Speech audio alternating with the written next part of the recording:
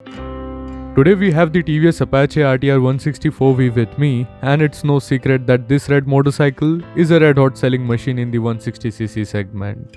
This particular 164V has completed more than a year and around 8000 plus kilometers on the odo. And it was facing rough idling issues, and the engine used to stall at low RPMs and sometimes when the clutch was pulled in. For some reason, the authorized service wanted to replace the fuel pump for this, which costs a bomb, so we took the matters in our hand. I am listing here 5 basic problems which may have one solution to go ahead with, and I promise it's not from L'Oreal. Engine overheating, rough idling, engine stalling when you pull the clutch or when the engine is at low RPM, drop in performance, drop in fuel efficiency. Of course, there can be other related problems, but my basic instinct drives me to start with the simpler ones, like we will try in this case with the air filter. If required, we can take this ahead to the spark plug, ignition, and then to the fuel system.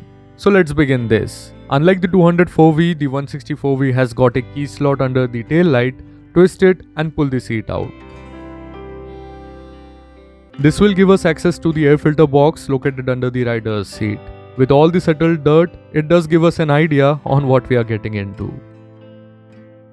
The air filter box cover is secured by 4 screws at each end. Remove them one by one. Removing the side panel is not necessary here. I did it to make things visible for you guys in the video. With all the screws gone, you can take the air filter box cover off.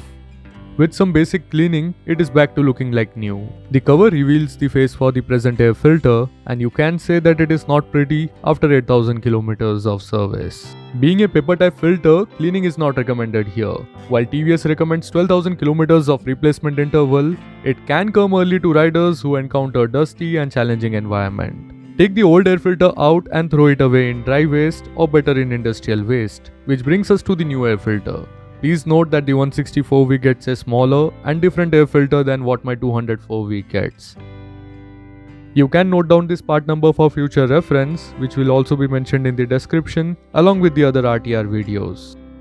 A big thanks to my friend for holding both the new and old air filter side by side for you guys to notice the difference. He also donated his washed cotton t-shirt to clean the air filter box from inside.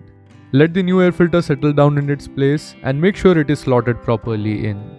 Time to bring the air filter box cover back and secure it with the 4 screws. If you had removed the side panel, then fix it back. And finally, your machine is ready to roar with a fresh breath. Some fuel injected systems might take a while to adjust according to the new air filter, where you might notice the RPM shooting up for the initial few seconds before everything coming back to the normal.